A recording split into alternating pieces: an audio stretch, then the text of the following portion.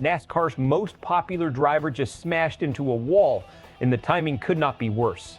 Chase Elliott is running out of races, running out of excuses, and now running out of car. What happened to him at Iowa Speedway garage in the next 24 hours might tell us everything about whether the number 19 can save this season, or if we're watching a slow-motion collapse from one of the biggest names in the sport. Here's exactly what went down. Saturday's Cup Series practice at Iowa Speedway, 50 minutes on the clock.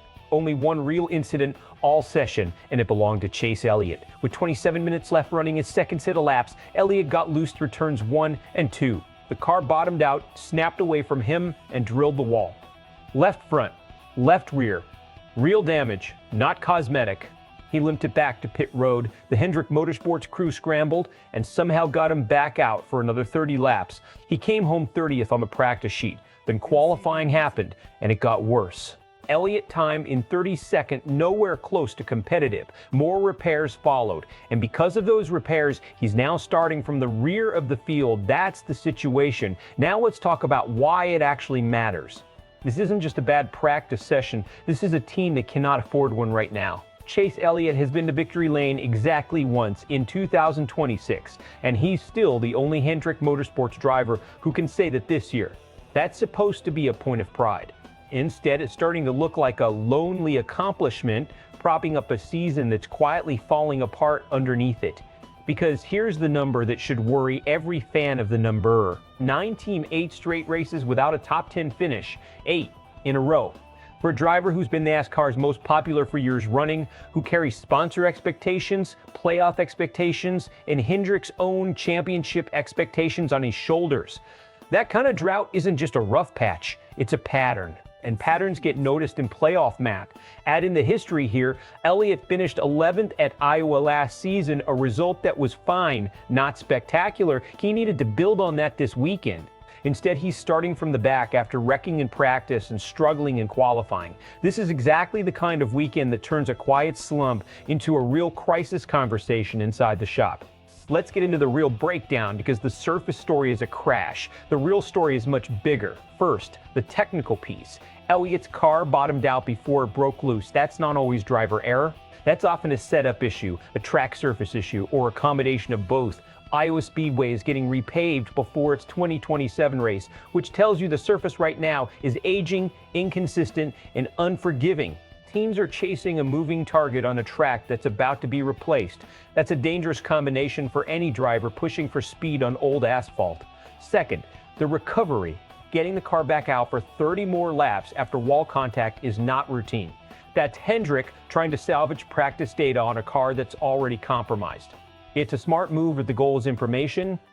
It's a risky move if it further stresses a chassis that already has hidden damage you can't see with the naked eye. Third, and this is the part that should worry Hendrick fans the most, going to the rear of the field changes everything about Sunday's strategy. Starting in the back means fighting through traffic, avoiding other incidents you didn't cause, and needing a near-perfect pit strategy just to get back to where qualifying should have put him. In a playoff push, track position is currency. Elliott is now starting the race in debt. Here's the real question analysts should be asking. Is this an isolated bad weekend, or is it a symptom of a deeper issue with the number 9 car setup program? One crash you can write off. One crash on top of 8 winless top 10 droughts? That's a trend, not a coincidence. Smart or dangerous to keep pushing through it the way Hendrick did today.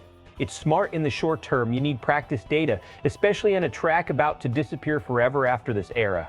But if the underlying speed problem isn't fixed, gutting it out through damage is just delaying a harder conversation about what's actually wrong with this program in 2026. You can already feel the split forming. One side of the fan base is going to point to the win earlier this season and say, patience. Championships aren't won in July, they're won in the playoffs, and Elliott has been here before. The other side is going to look at 8 races without a top 10 and start asking harder questions. Is Hendrick's engineering group leaving speed on the table? Is the driver still adjusting to changes in the car? Is this simply the level of parity in today's NASCAR, where even elite teams can go quiet for weeks at a time?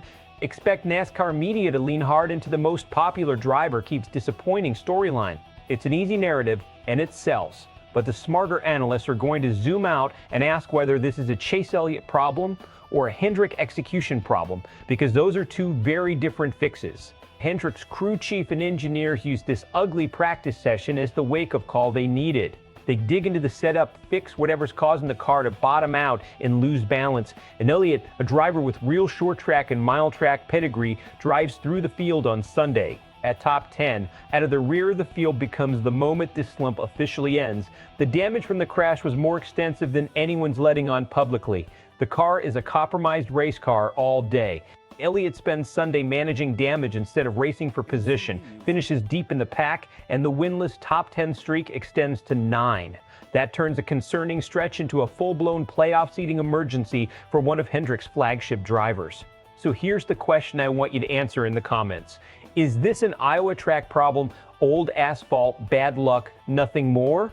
Or is this the clearest sign yet that the number out 19 has a real speed problem that goes deeper than one bad practice? Drop your take below. Are you still riding with Chase Elliott to snap this streak, or are you starting to worry this season slips away completely? Hit subscribe if you want the real breakdown every single race weekend.